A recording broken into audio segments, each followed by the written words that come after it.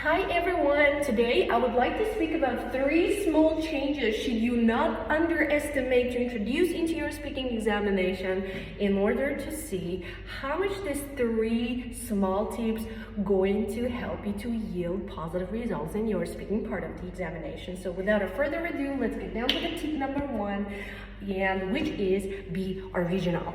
And I've heard times and again a lot of people telling me that how much creativity and originality are going to impact the score of ours as long as we do not have in the assessment criteria any kind of a rubric or any kind of an element that would tell us that for the creativity or for the fact that a candidate had been original, they are going to score this or that kind of a point.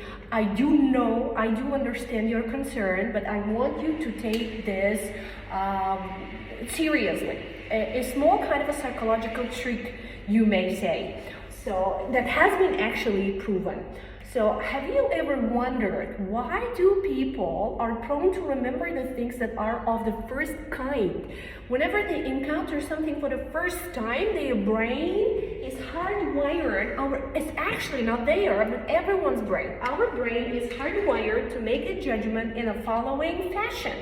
So whenever we encounter something for the very first time, so we make it stay. We make it stick. So our brain remembers this. And next time something that looks like to that happens, our brains makes a parallel to the past events by drawing parallels to the past experience that might resemble the one that we are encountering at the moment. Our brain will remember and our brain will make judgments faster. It has been working in that way so that our brain does not waste a lot of time and energy to process the information. And now that you know it, you can also make a moral conclusion that almost none of the human judgments are actually objective, because we always draw on our past subjective experience in order to make conclusions about the things that are happening at the moment. So lots of science stuff and etc. explanation about the brain, but now if we try to apply the way our brain works into the IELTS speaking examination and the fact that you should be original in the responses, it will look like in this way. So imagine this scenario. So like time and again, examiner, so because we know certain questions are never out of the usage. So things like, what's your favorite food? So tell me about your studies, tell me about your hometown. So what is your favorite room? What is your favorite food? And etc. stuff, right? They are asked a lot of times in a part 1.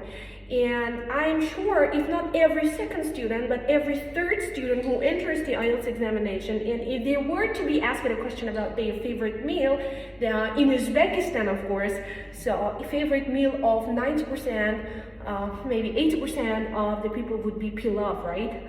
So they would come and say, okay, tell me about your favorite food. So favorite food of mine is pilaf. It's basically rice with meat and carrots. I really love it. Nothing original. And the brain of the examiner will remember 101 other students previously who entered the IELTS examination and who gave the similar answer like you said. And okay, all those guys like who sounded more or less like you have sounded right now have gotten like 5.26-ish score. Most probably this is the mark that this candidate will fall on to. So that's how most of the examiners would think.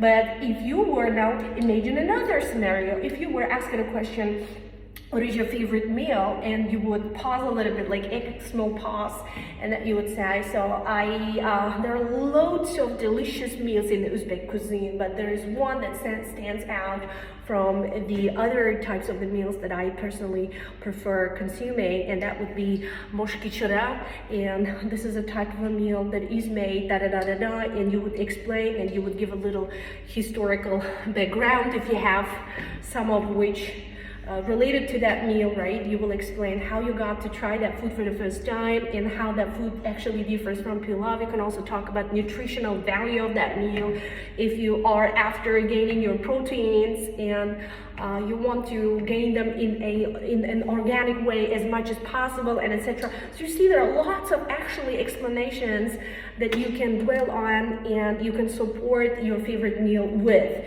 And the bottom line is this one: if you want to upgrade your score to half a point-ish, hopefully higher, you may wish to consider these tips very seriously. Try not to give the responses like a million other people would probably say.